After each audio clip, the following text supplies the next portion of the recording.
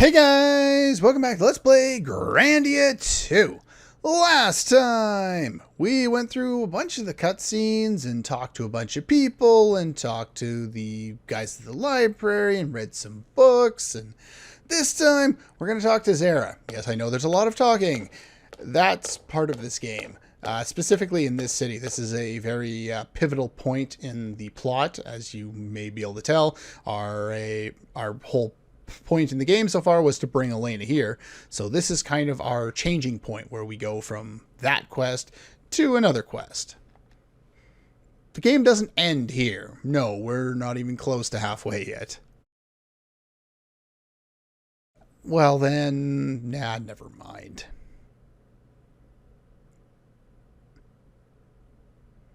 Oh yeah, wasn't it Ryudo who said he was on a porcelain throne at one point? I don't think he wants to repeat that line here. Please, to the next room. And in that next room, are we going to get some music? Please?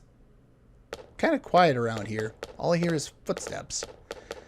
And if I recall correctly, I have the footsteps. Like, there's a lot of audio sliders in this game, which is nice. I believe... Actually, I should have talked to one of those people back here. At least I got the music going. But there are a lot of audio sliders, including one for footprints, and I have that down to 10 out of 100. But I'll pass. I'd rather not. Won't ever come. Do they now? Did that Oro guy disappear? I thought he was around here somewhere. Day of Darkness is when Valmar will be revived and all will be destroyed. Well, I can understand why they would be afraid. Omens of Valmar's revival.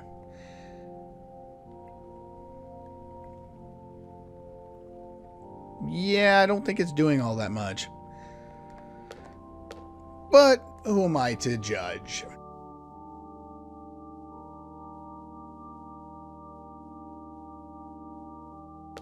Now I believe, is it here? We're having an important discussion.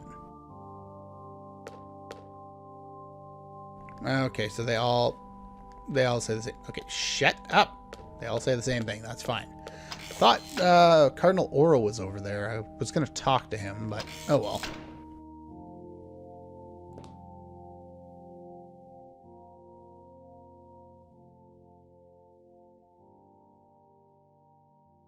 And that would be...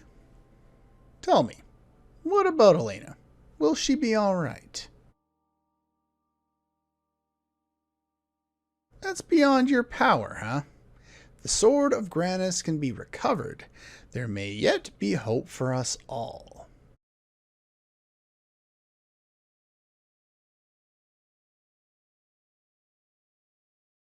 So our quest is to find a giant sword that cut a hole in the earth. I think we'd be able to see it if it was visible.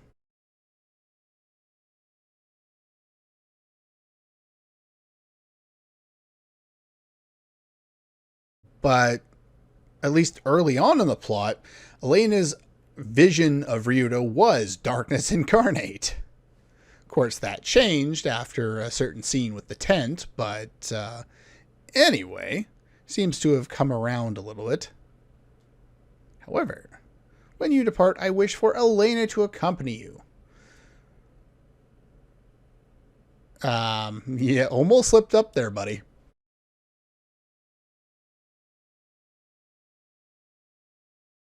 So she's safer with one bodyguard, well, presumably I'll have two others, than she is in your holy capital.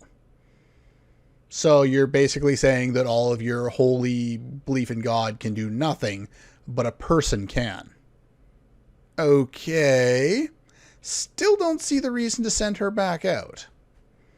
You're right, your request is absurd. Each attempting to devour the others, we kind of know that. According to prophecy, once the pieces unite, the day of darkness will come upon us and all mankind will be destroyed. So there's the big point of it all. So what do? Sharpen a pointy stick or a pointy hat?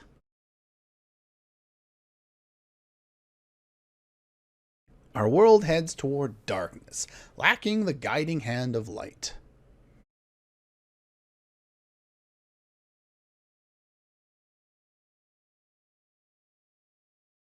Any idea where the sword is? Rests with the Legion of Darkness. Remember that for much, much later. That's not vague enough. Could you be a little less specific? I need some time to think it over.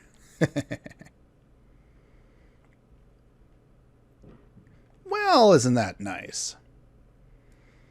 Rest and return tomorrow, but please consider my offer.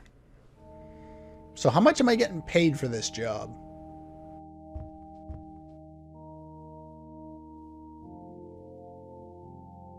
Must ask for the help to find the divine sword.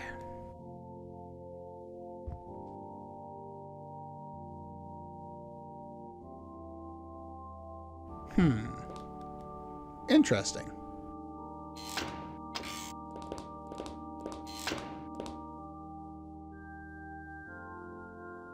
Yeah, something seemed kind of off since she left to come here.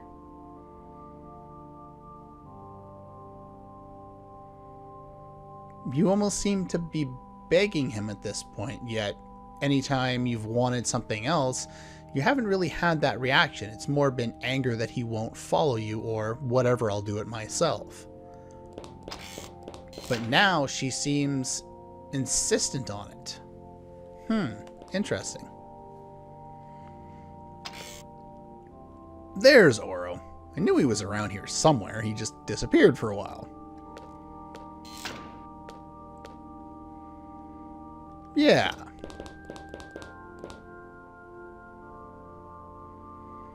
He told me that you were all evil and that he wants you all banished. No. Some divine sword. I question His Holiness's selection of his emissaries. Surely requires someone with more experience. So you want to send a 75-year-old priest to go do that? I'd be careful with my judgment, were I you. Experience I have. Patience I don't. Insolence! Thing is, it makes more sense to send Ryudo than someone like a 75-year-old priest because I don't think they'd be able to keep up with the harsh journey. Ryudo is probably the perfect person to send for it. Tell you what, I'm going to ignore you, and then I'm going to leave. You just stay there. Stay. Good boy. He's kind of like me. He's a complete doofus, and he's a dick. And that's pretty much me in a nutshell. He's a little better with a sword than me. Maybe. Probably. Whatever shall we do? Well, for starters, I'm going to ignore you, and then I'm going to leave. And I'm going to go find Rowan. I don't think I need to talk to any of these people again. We've already talked to them once. And without party members, why are you standing in front of the door? The first time I went through that door, I was like, can I leave? Why are you standing in front of the door? It's kind of weird. Over here is where we want to go. Because over here, there are a couple of rooms. This is a guest room here. There's nobody in there. And I believe this one is the library. Can I? Thank you. Sure thing. Let's go read some more books. Yeah, I know you don't want to read more books, but go talk to Rowan and Merrick, and then we'll go read some books.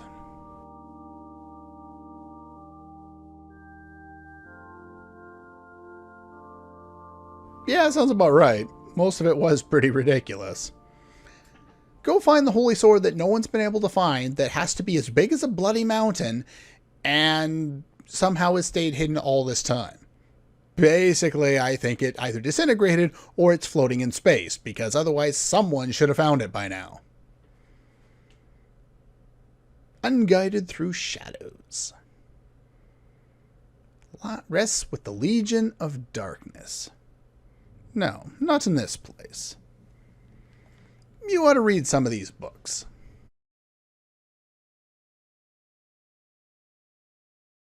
I like Merrick's idea here. Books aren't going to spoil or get cold. Food first. Except we're going to read first. Starting with this, the Holy Book of Grannis. I am not going to read all of this out for you. I'm probably going to be rather quiet because I'm going to try and skim through this, and then you guys can read it if you want. Most of what this is it's the official text or the scripture that the common version that we read in the local library was based on. But it does add a little bit of extra.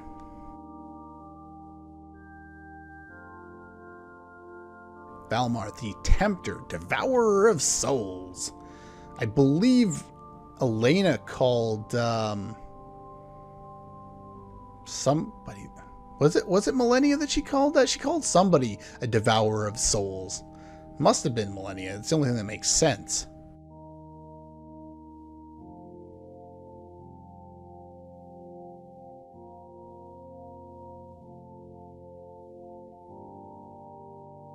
A little different than what I'm used to hearing. This is the version that Elena and the other followers of Grannis read, so it's not the same simplified account. There's more detail here. For 6 days and 7, yeah, we had to have that. And on the 7th day, machine press stopped. No one's gonna get that, but fine. Hand of Light gripped its blade, great and terrible. Cloak of Darkness was as its shield. Thus they were armed for war.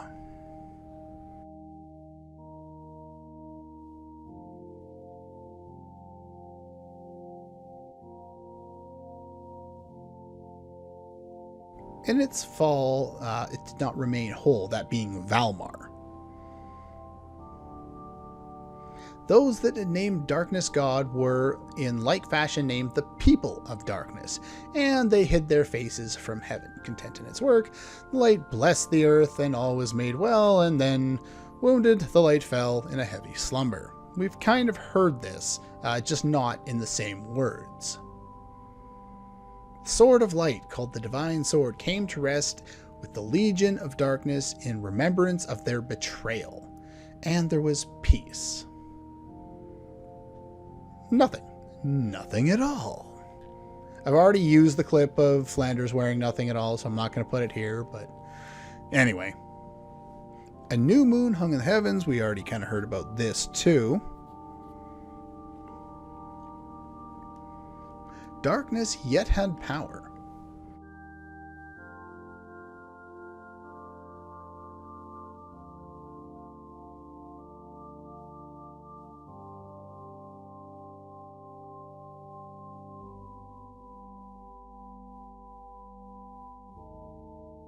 The works of man will be brought low. The darkness will set at naught all man's labors in preparation for its terrible rebirth. Valmar is yet at the door. Gird yourselves? Shouldn't that be guard yourselves? Or is that an actual word? I don't actually know. The moon's creation in particular interests me, for I've not heard its tale told as such. We do not ponder the making of each grain of sand.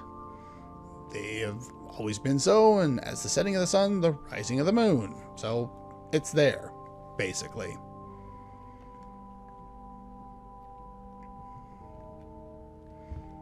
Okay, do I go up the ladder? I don't think I do. The Holy Annals of the Ages of Gods, Chapter 1, The Golden Dawn Age. Neither darkness nor light split the heavens, but suffering, pain. Neither darkness nor light split the heavens, but suffering, pain. That's not a complete sentence, at least not the way I'm reading it. Anyway, the wailing of man, huddled and fearing the storm's wrath, the violence of nature. I guess half the stuff in the actual Bible isn't full sentences, or at least I don't recall them being that. It's been so bloody long since I've opened one of those. Anyway, I'm getting very much off topic here.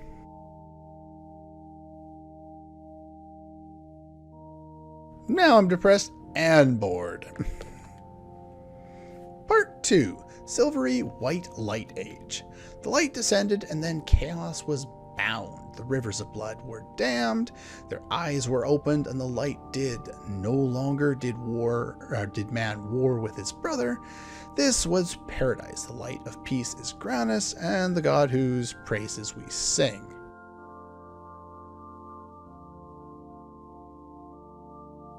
Casting long shadows on the earth. Darkness was birthed. So basically, there was chaos, light made everything better, but in its creation came evil. So I guess it's kind of a yin-yang kind of thing.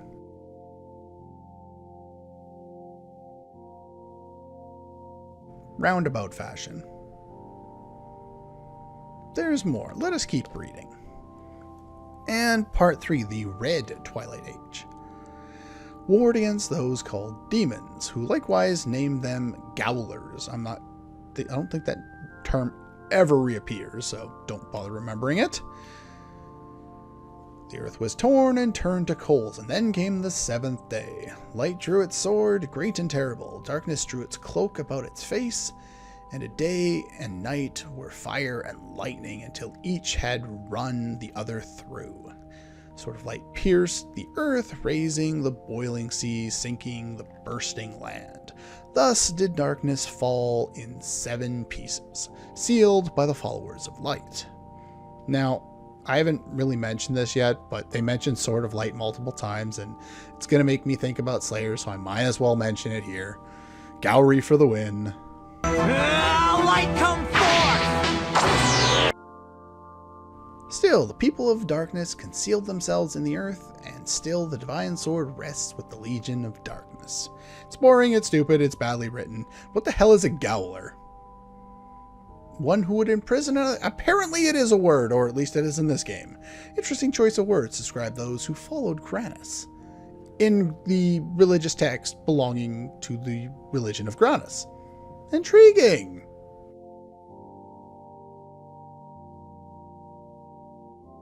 Well, I like reading books too. Part 4. Time of judgment has come. Sins once forgotten return to sink the soul. For the day of darkness is come at last. The light is swallowed by growing shadow, and demons boil up from the earth. Those who remain moan in dread with their last breaths. For the dead rise from the grave, bringing judgment to the world with brimstone and flame. Don't allow darkness into your soul. And there's our day of darkness. That's what everyone's afraid of. Dead people. Well, with all of the zombie apocalypse games, TV shows, everything lately, the zombie apocalypse is eventually going to be those people who continually watch every new incarnation that comes out versus everyone else. Now, I haven't watched a lot of it or played a lot of it or anything like that, but I just think it's being overdone. So it may be good, it may be bad, it doesn't matter. I think it's overdone. Like vampires were overdone for a while, and monster movies were overdone for a while. You know, we had how many different variations: Halloween, Friday the 13th, Freddy Krueger, all around the same time. Of course, most of those were good, but anyway, distracted again. Not gonna happen, huh? Alright, I believe that's all of them from here. Now, otherwise we're gonna end up going way too long with this episode. I think I'm gonna cut it off here. I know we've had lots of talking and lots of reading over the last 3 episodes, but after probably about half an episode, I think we'll be able to get back on the road and get some stuff done. So anyway, that's all for this one, and I'll see you guys next time.